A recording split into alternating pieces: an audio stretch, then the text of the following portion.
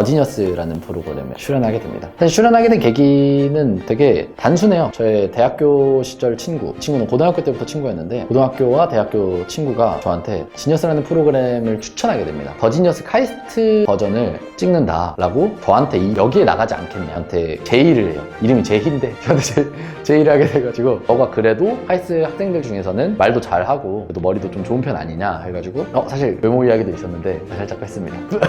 근데 여기서 하다 보니까 제가 또 여기서도 좀 잘하기도 했고 되게 재밌는 거예요. 똑같은 친구가 저한테 갑자기 더지니어스 3 모집 공고가 학교 페이지에 올라왔다, 너 한번 지원해보는 거 어떠느냐 라고 또 제의를 하게 됩니다. 그냥 나가봐야지 하고 제 인생 처음으로 오디션이라는 걸 보게 되죠. 근데 이 오디션이 공교롭게도 시험 전날 서울에서 오디션을 치르게 됩니다. 사실 카이스트 학생들한테 시험 전날이라는 건 굉장히 큰 의미를 갖긴 해요. 워낙 공부를 열심히 하는 학생들이기도 하고, 시험 3주 전, 2, 3주 전부터 막 새벽 4시, 5시까지 공부를 하는 학생들이다 보니까 이 시험 전날이라는 게 굉장히 컸는데, 경쟁률이 그 당시에 3,000대 1 정도였어요. 3,000명이 넘는 사람들이 지원을 했기 때문에 몇 명이 뽑힌다라는 말이 없었기 때문에 시험 전날 서울을 가야 된다라는 말에 안 가야지 라고 생각을 하게 되는데, 이게 참 인생에 조력자가 되게 많다라고 느껴지는 게, 그 당시에 카이스트에서 한 형이 태워줄게, 같이 가자 라고 저한테 제안을 하세요. 자기가 차도 있고 하니까 같이 가자. 그래서 원래 안 가려고 마음을 먹었다가 이 형 때문에 태워준다는 말에 혹해가지고 시험 전날 서울까지 제가 향하게 됩니다. 차를 타고. 또 거기서 제가 필기시험의 만점자가 몇 명 안 됐다고 해요. 한 4-5명? 4-5명 정도 됐는데, 그중 한 명이 저였고 제가 굉장히 우수했다라고 평가를 하시더라고요, 나중에 듣기로는. 그래서 이 경쟁률을 뚫고 최종 면접까지 걸쳐서 4명이라는 일반인이 선발되게 됩니다. 그때 선발된 4명 일반인이 김경훈, 연승이 형, 그 다음에 유연이 형, 그리고 오현민.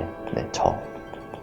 이렇게 4명이 선발이 되게 되는데, 다행히 그 중에 필기 만점자는 저밖에 없었다고 하더라고요. 그래서 그런 이야기를 인터뷰 같은 데서 하면서 되게 뿌듯해하면서 이야기를 또 했었는데, 근데 더지니어스에 출연하는 도중에는 사실 또 더 많은 굴곡이 있습니다. 뭐 고등학교 때도 굴곡이 있었다라고 했지만, 그런 굴곡과는 비교도 안 될 정도로 아주 큰 굴곡이 있었죠. 정말 대한민국 최고의 천재가 됐다가 최고의 쓰레기가 됐다가 갓 현민이 됐다가 오현민이 됐다가,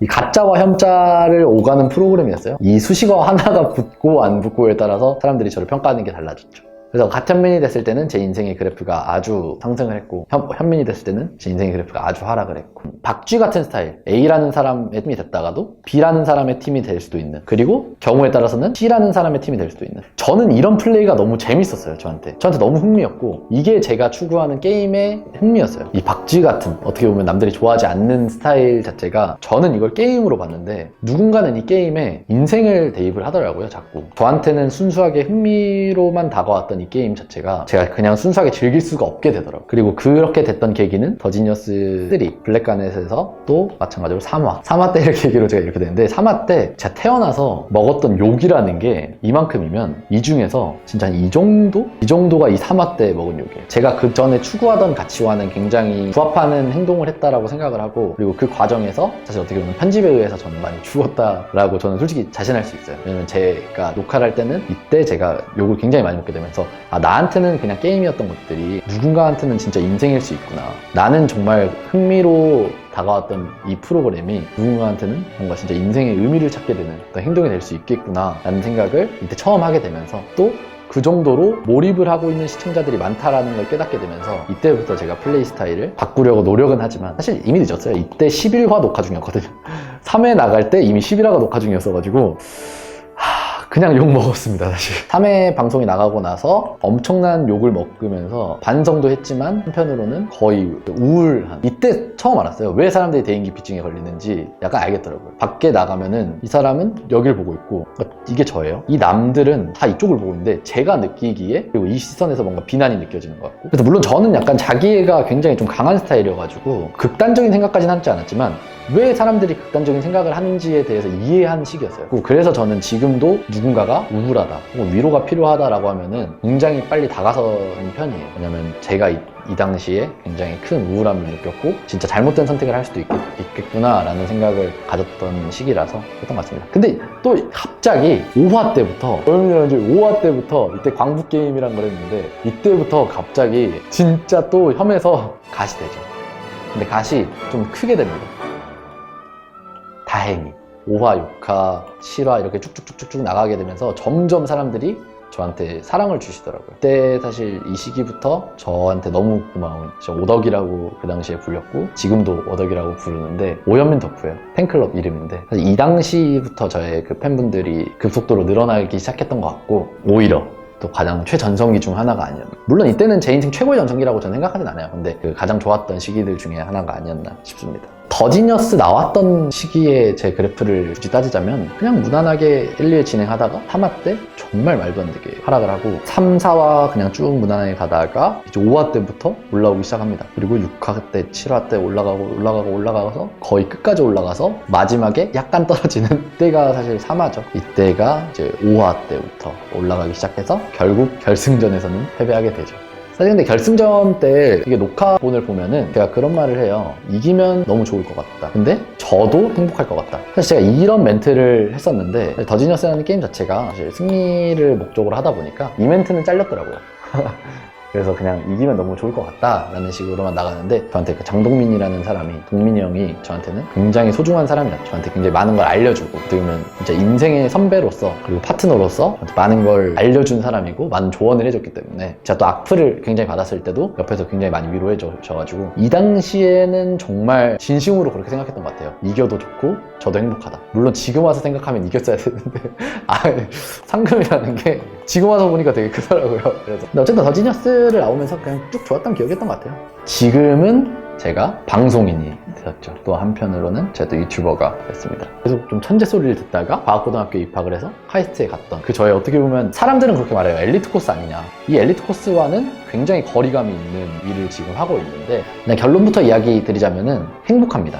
좋습니다. 약간 좀 애정결핍이 있었던 것 같은데 방송을 하게 되면서 많이 해소가 된 것 같아요. 워낙 사랑받는 직업이다 보니까 그런 말들 저는 되게 많이 들었어요. 제일 쓸데없는 걱정이 연예인 걱정이다? 이런 말들에 대해서도 저는 좀 이야기하고 싶은 게 연예인들 중에서 이름을 말했을 때 아는 사람의 비율은 1% 정도밖에 안 돼요. 그러니까 매니악한 1% 정도가 있다라고 치면은 이거 두 개 합한 정도? 이 2% 정도가 여러분들이 흔히 말하는 돈을 버는 사람들입니다. 연예인이라는 활동을 하면서 2% 정도가 돈을 벌고 있는 사람들이고 자신의 어떤 생활을 영위할 수 있는 사람들은 이 정도밖에 안 돼요. 그렇게 되면은 중요한 게 뭐냐, 나머지 98%는 일반인들에 비해서 굉장히 낮은 수익을 가지고 있어요. 뭐 한 회 출연료가 막 5만원, 10만원 이런데 그 당장 헤어 메이크업을 받는 것도 협찬이 안 돼서 5만원, 10만원을 내고 받고 이게 적자로 다니는 사람들이 굉장히 많거든요. 그래서 저 같은 경우에도 사실 이 단점이 되게 크게 와닿았던 게 저도 어쩔 때는 수입이 일반 이 대기업 입사하는 사람들이 부럽지 않을 정도로 높은 수익을 올리는 달도 있어요. 굉장히 높은 수익. 근데 하지만 반면에 아예 영원히 수입일 때도 굉장히 많습니다. 실제로 방송 일을 하는 거는 그렇게 쉬운 일은 아니라는 거 여러분들이 항상 꼭 생각하고 많이 응원해 주셨으면 좋겠고, 제가 방송을 하면서 좋았던 게 다양한 사람들을 만난다고 했는데 다양한 사람들 중에 좋은 사람들을 굉장히 많이 만났어요. 저는 사실 나이나 경력이나 이런 방송 횟수에 비해서 이런 친분이 좀 두터운 편인 게 뭐 지니어스 때 만났던 사람들도 그렇지만 저는 지니어스 이후에 처음으로 이제 내가 직접 예능에 들어가서 찍었던 게 넘버원, 그리고 이제 회사랑 계약하게 되면서 이렇게 또 했던 게 코드 비밀의 방이라는 프로그램이 있어요. 이거 JTBC에서 했던 프로그램이고 이거는 지니어스와 같은 제작진은 다른데 제작사에서 만들었던, 이것도 방탈출하는 약간 머리 쓰는 프로그램인데 여기에 제가 나가게 되면서 이때 제가 친해지게 됐던 게 사람들이 되게 요즘 많이 아는 슈퍼주니어의 김희철 형이라는 형이랑 굉장히 친해지게 되고, 그 다음으로 친해지게 된 게 이제 최성준이라는 배우 형이, 이 형들이랑 제가 이 다음으로 친해지게 되는데 지금도 제가 만나는 대부분의 사람들은 거의 이 두 형으로부터 나온 사람들입니다. 실제로 거의 매주 혹은 매달 보고 있는 형님들이고, 여튼 그렇게 또 좋은 사람들 만나면서 서울 생활을 시작하게 됐는데 그 학업을 위해서 쉬어야 됐던 것만도 있고 회사와 저와의 방향성도 많이 달랐던 것 같아요. 그래서 이러한 이유들로 저는 방송을 좀 쉬게 됩니다. 그래서 계속 하고 싶었는데, 그래서 다행히 너무 또 좋은 분들이어가지고 계약 기간이 남아있고 이런 걸 그냥 다 떠나서 그냥 계약을 만료시켜줍니다. 지금도 너무 감사한데 정말 그냥 제 미래를 위해서 이렇게 놓아주신 거죠. 사실 제가 이 졸업을 할 때 즈음에 굉장히 많은 시간이 저에게 주어져요. 제 인생에 단 한 번도 없었던, 처음으로 할 일이 없는 저한테 시기가 와요. 물론 할 일들이 있죠. 막상 저한테 누군가가 너 이 일을 해야 돼 라고 하는 게 하나도 없는 시기였어요. 제가 학생이면 넌 공부를 해야 돼 라는 게 있었지만 졸업을 했기 때문에 이제 공부도 안 해도 되는 시기였고, 넌 그 일을 해야 돼 이런 게 있는데 넌 이걸 해야 된다라는 의무감이 없는 시기, 이 시간이 굉장히 길게 주어지게 됩니다. 사실 그 당시에는 그게 1개월이 될지 6개월이 될지 1년이 될지 저는 전혀 몰랐지만 그런 시기가 오게 되고, 그런 상황에서 저를 기다리고 있는 팬분들과 그리고 저 자체를 보여줄 수 있는 그런 시간을 어떻게 보내는 게 맞는가에 대해서 생각을 하다가 제가 생각해낸 게 트위치라는 플랫폼에서 게임 방송을 할 겁니다.